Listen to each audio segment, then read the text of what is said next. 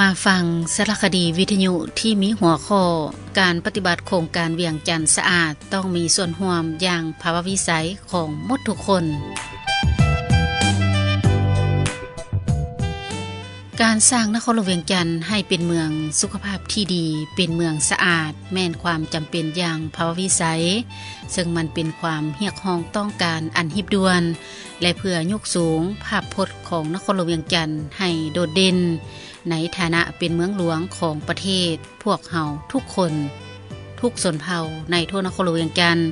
ต่างคนก็เข้าร่วมสมัครใจตื่นตัวเป็นเจ้าตนเองด้วยการแสดงออกถึงการมีส่วนร่วมเข้าในภารกิจปกปักรักษา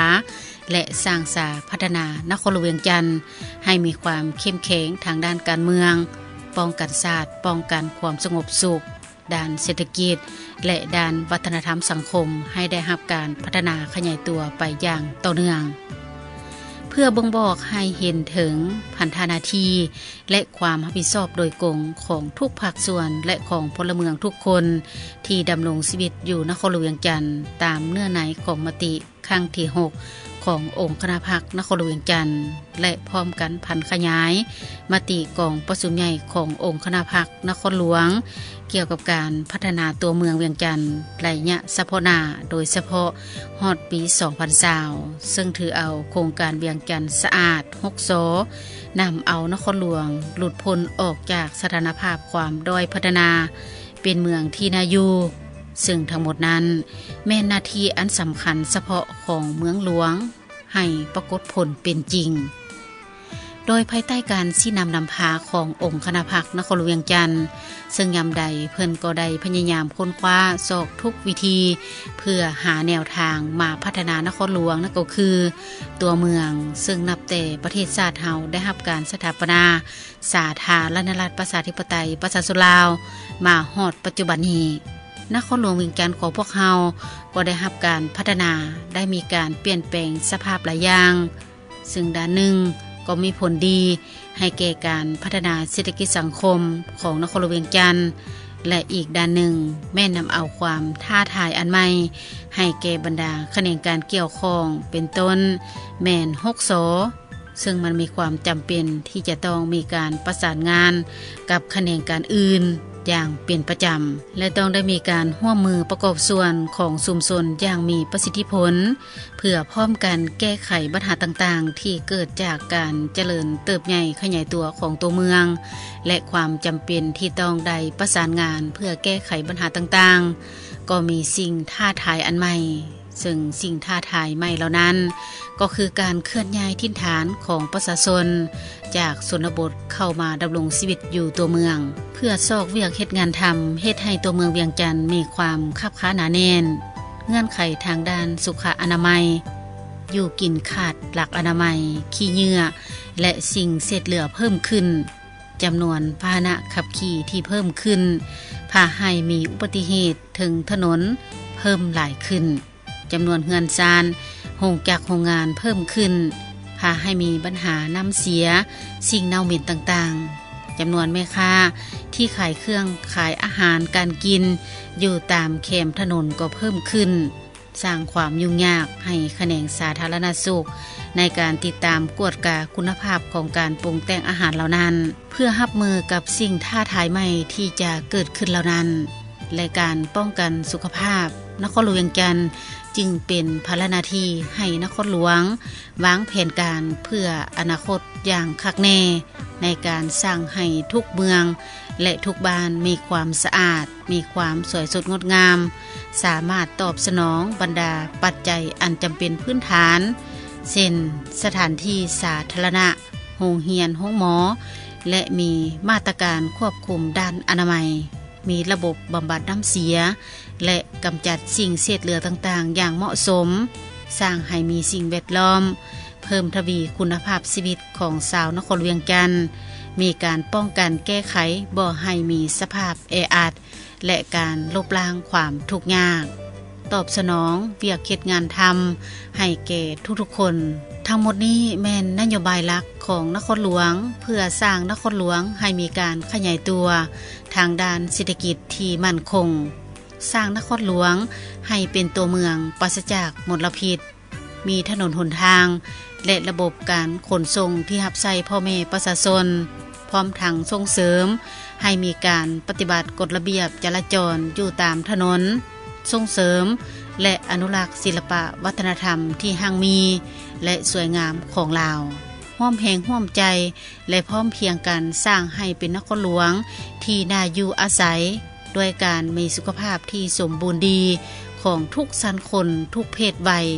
ประกอบส่วนสร้างสาพัฒนานครหลวงเวียงจันทน์ให้มีความเจริญที่ยืนยง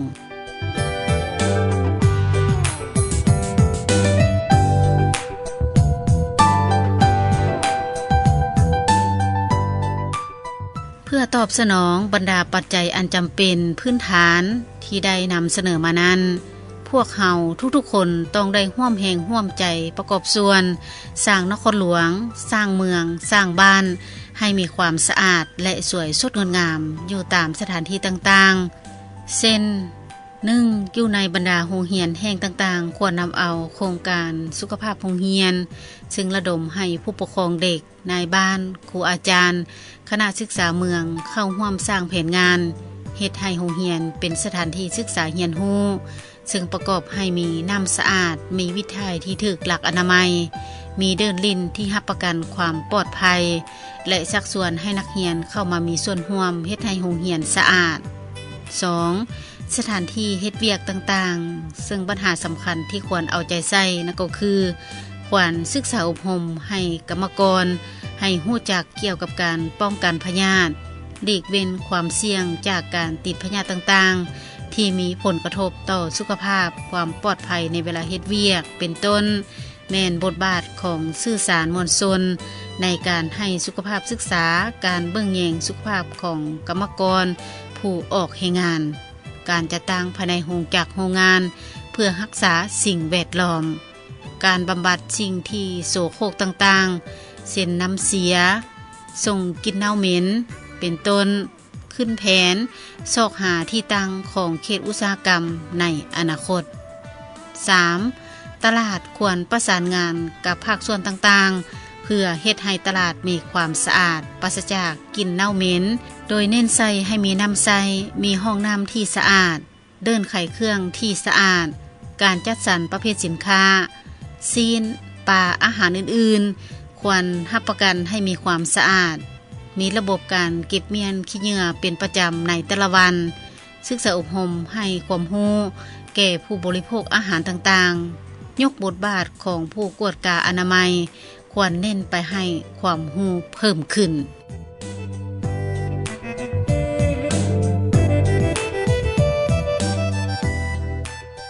ต่อกับเวียกงานรักษาความสวยงามเนาะความสะอาดความจบงามอยู่ในนครหลวงเวียงจันทน์โดยเฉพาะก็เป็นเว้าเรื่อง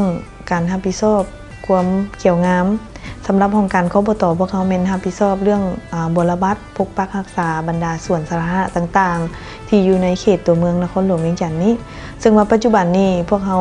คุ้มครองและก็รับผิดชอบเนาะเบิ่งแยงดูแล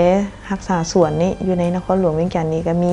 14แห่งเนาะสวนสาธารณะอยู่ในนครหลวงเวียงจันทน์นี้ถือว่าอยู่แต่ละสวนหั่นก็ถือว่ามีเนื้อที่กว้างสมควรเนาะโดยเฉพาะสวนใหญ่ๆอยู่ในตัวเมืองนี่ก็มี5สวนเนาะที่ว่าเป็นสวนสาธารณะที่ใหญ่แล้วก็หลายคนก็รู้จักดีโดยเฉพาะก็เป็นสวนเจ้าอนุวงศ์อยู่ทางเข้มของนี้ก็ถือว่าเป็นส่วนหนึ่งเนาะที่ว่านักท่องเที่ยวหรือว่าทางภายในและต่างประเทศก็ได้ไปเที่ยวไปชมหลายเนาะอันนี้ก็โดยเฉพาะก็เป็นทางส่วนดังกล่าวนี้ทางแผนกโยธาธิการและขนส่งนครหลวงเวียงจันทน์เพิ่นก็ได้ขอทุนช่วยเหลือจากทางต่างประเทศมาช่วยพัฒนาส่วนดังกล่าวนั้นก็ถือว่าเห็นได้มีความจบงามเนาะแต่ว่า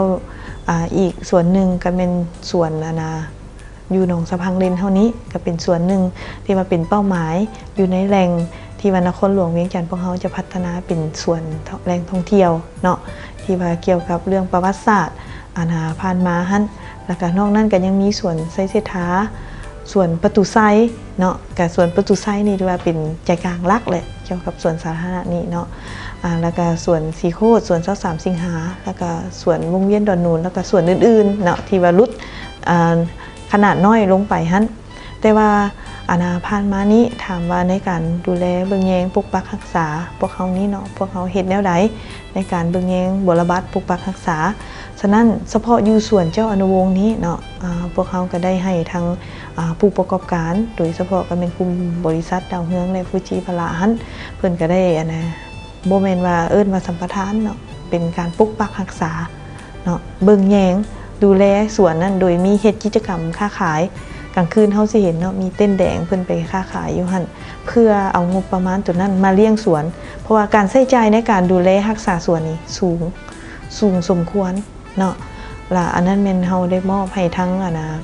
บริษัทของเพิ่นเป็นผู้เบิ่งแยงดูแลรักษาและพวกเขาจะมันไปกวดกาเรื่องการรักษาความสะอาดความจบงามอยู่ในสวนนั้นเบิ่งว่าต้นไม้อันใดตายอันใดเพเนาะคือยกตัวอย่างปีกายนี่มันน้ำผุอยู่ทั้งหลังเจ้าอนุวงศ์คันเนาะเพและทั้งบริษัทก็ได้ซ่อมแปลงให้กระมูลค่าสูงสมควร200กว่าล้านอันนี้ก็ย้อนว่ามีงบประมาณที่ว่าได้รับจากการค้าการขายมาเลี้ยงเนาะมาเลี้ยงหันแล้วก็นอกนั้นหันอยู่ส่วนประตูไซพวกเขาก็สิได้มีแผนพัฒนาเนาะมาเบิ่งตัวจริงแล้วมันก็ยังมีหลายอันที่ว่ายังมีอันที่ว่ายังบ่ทันได้มีรับการพัฒนาพวกเขาก็สิได้มีการปรับปรุงโดยเฉพาะก็เป็น1แล้วแม่นว่าห้องน้ำสาธารณะอัน2มาแล้วเป็นดอกไฟเนาะอยู่หั่นมันก็ยังบ่ฮู้พอสมควรอัน3มาก็เป็นสวนดอกไม้เนาะบางดอกไม้บางต้นเนาะหรือว่าต้นไม้บางต้นที่ว่าอยู่ในเขตหั่นอันหลายอันก็เก่าแก่แล้วเนาะหรือว่าตายฉะนั้นพวกเขาต้องได้มีการพัฒนาปรับปรุงขึ้นใหม่เนาะอันนี้เป็นพวกเขาก็เล็งใส่นอกนั้นพวกเขาก็ยังมีสวนอยู่วงเวียน450ปีสวนเจ้าฟ้างุ่มเนาะอันนี้พวกเขาได้ขอการสนับสนุนการอุปถัมภ์จากทางบริษัทเบียร์ลาวเพิ่นจ้างให้มีบริษัทมาปกปักรักษาให้พวกเขาเนาะอันนี้ก็ใช้งบประมาณสูงสมควรคือพวกเขาเห็นอยู่ทางเพิ่นเค้งค่ะเนาะมันมีถุงอยู่ในวงเวียนเขาเอิ้นว่าวงเวียน450ปีถือว่าอยู่ใน3ส่วนตัวนี้เป็นทั้งบริษัทเบียร์ลาวก็ได้ให้การมาช่วยอุปถัมภ์เนาะอันนี้ก็ถือว่าส่วนตัวนี้ก็ถือว่ามีความเกี่ยวงามดีเนาะทั้งส่วนเจ้าอนุวงศ์เฉพาะส่วนน้อยส่วนแคมทางมีอย่างต่างๆแล้วเป็นห้องการกบต.พวกเขาเนาะเบิ่งแยงบรบัตรักษาคันแม่นในฤดูแล้งนี่ก็แม่นเล็งใส่เรื่องอนามัยตัดหญ้าเนาะแล้วก็รดน้ำเนาะหญ้านี่ก็สิแม่นบ่อันนักดวงปานใดในช่วงฤดูแล้งนี่เนาะแล้วมีแต่เล็งใส่เรื่องรดน้ำเพื่อบ่ให้หญ้ามันตายรดให้มันเขียวคันแม่นตกไปฤดูฝนแล้วมันเน้นนักใส่เรื่องซ่อมเรื่องตัดหญ้ามีอย่างต่างๆนี่เนาะแล้วในแผนต่อหน้านี้เดี๋ยวนี้ทาง450ปีนี่ก็ถือว่าต้นไม้ที่พวกเขาเอาไปปลูกผ่านมาโดยเฉพาะเป็นต้นจำปาเนาะก็คิดว่ามันหลายต้นก็แม่นได้บ่งอกงามบางต้นก็แม่นตายบางต้นก็มีสัตว์มีงัวมีควายที่ของพ่อแม่ประชาชนเนี่ยเอามาเลี้ยงเนาะแล้วก็ขึ้นไปเหยียบไปดึงไปทกกับฮักตายและอาทิตย์ผ่านมานี้พวกเขาได้ร่วมกับสหพันธ์แม่หญิงนครหลวงเวียงจันทน์แล้วก็โดยได้รับการอุปถัมภ์จากทั้งส่วนจำปามุงคุ้นของป้าอุตกีจุลมณีหั่นเพิ่นก็ได้ช่วยต้นจำปา50ต้นก็คิดว่าหลายท่านก็สิได้เห็นออกข่าวไปแล้วเนาะอันนี้ก็เป็นอยู่ในแผนอันนึงที่ว่าพวกเขาอยากพัฒนาเฮ็ดให้สวนสาธารณะต่างๆเนาะอยู่จุดเขตคูกลางทางต่างๆให้มีความเขียวงามแล้วนอกนั้นพวกเขายังสิได้กวดกาขึ้นเบิ่งบรรดาเส้นทางลักอยู่ในนครหลวงเวียงจันทน์เนาะเบิ่งบรรดาต้นไม้ที่อยู่ตามแคมทางที่ว่าพวกเขามีเงื่อนไขสามารถปลูกขึ้นใหม่ได้พวกเขาก็สิได้กำหนดแผนขึ้นใหม่เพื่อเฮ็ดแนวใดเนาะให้ตัวเมืองอยู่ในนครหลวงเวียงจันทน์พวกเขามีความเขียวงาม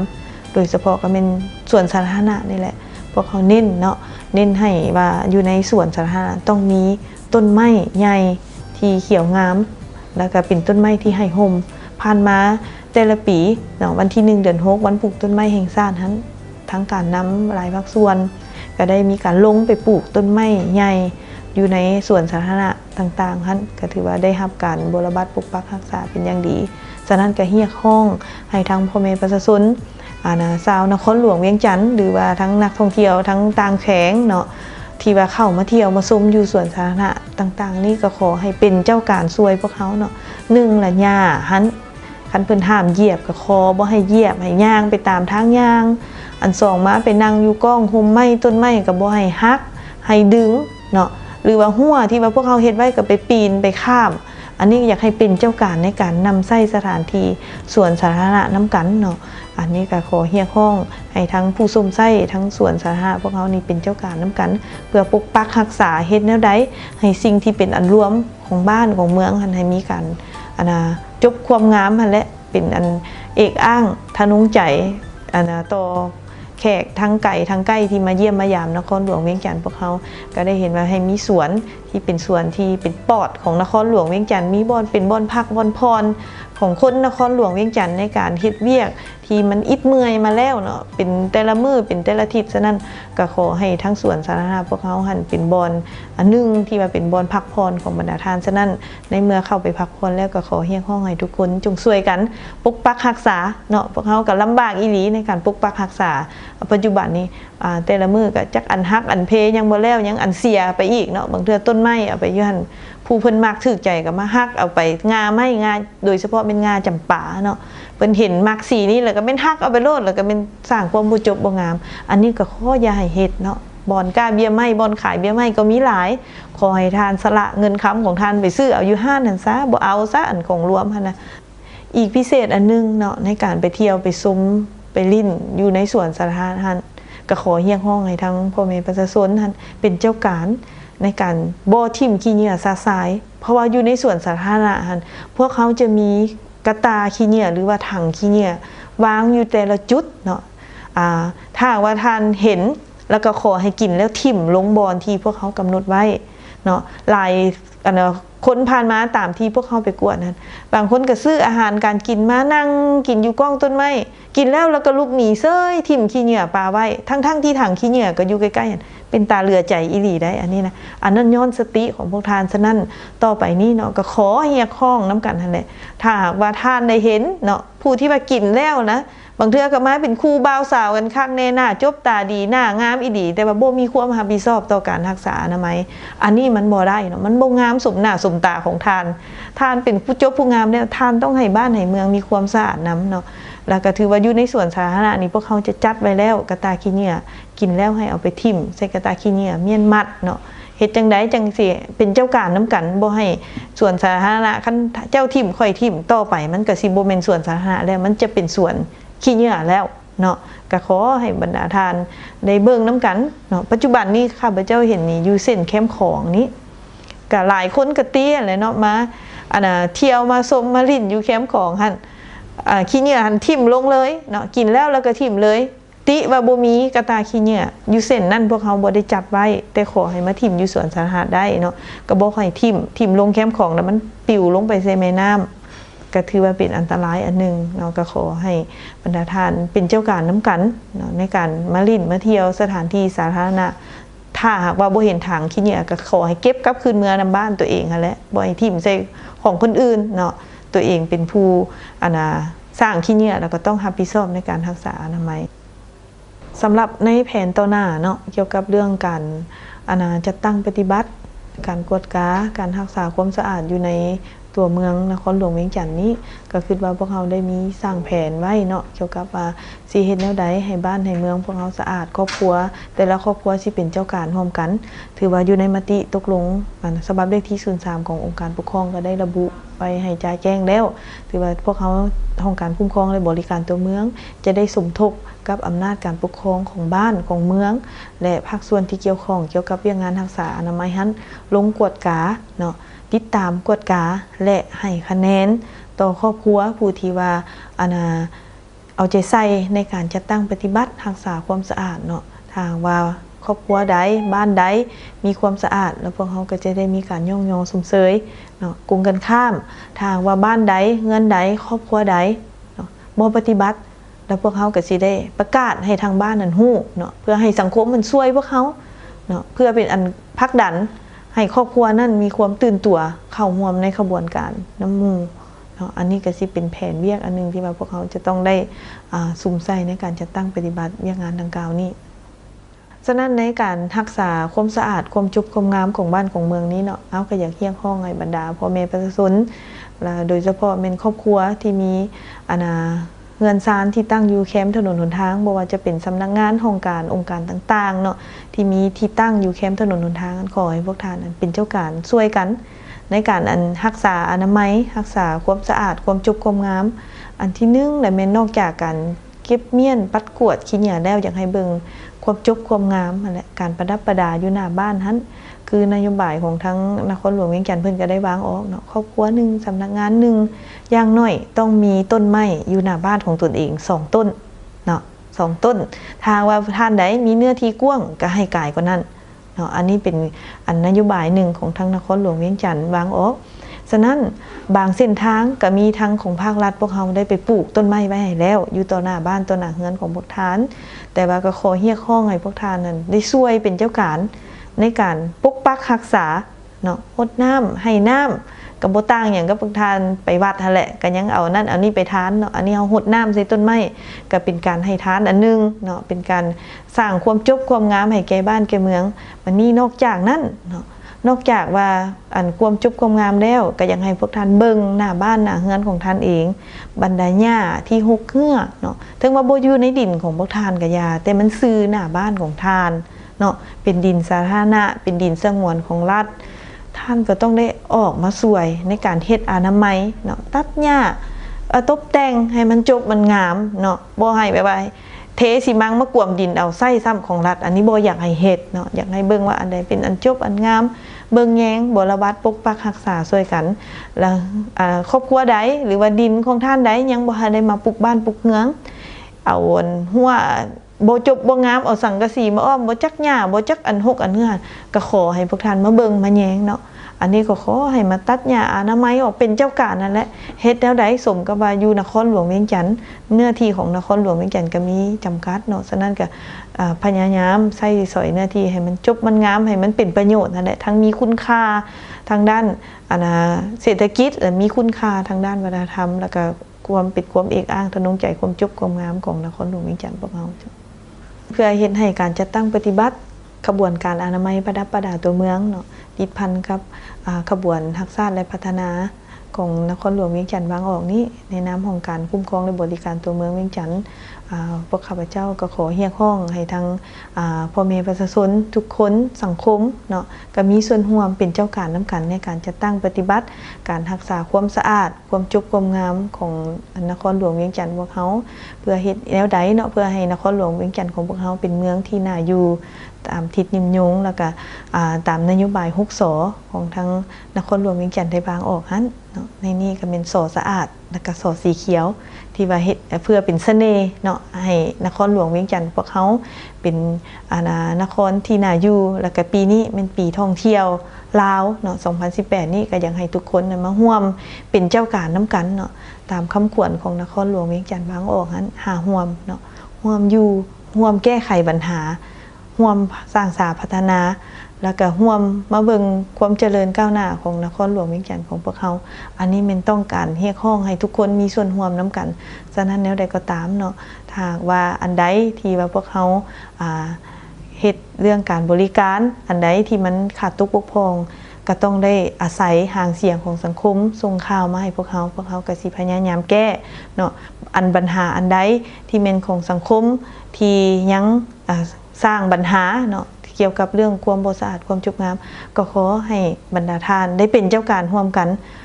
แน่นอนและพวกเขาเพียงแต่ห้องการพวกเขาเพียงภาคส่วนเดียวก็บ่สามารถจะตั้งปฏิบัติได้หมดทุกเวียกเนาะฉะนั้นเวียกของพวกเขานี้มันต้องได้อาศัยทั้งอำนาจการปกครองของบ้านของเมืองแล้วก็ตลอดครอบครัว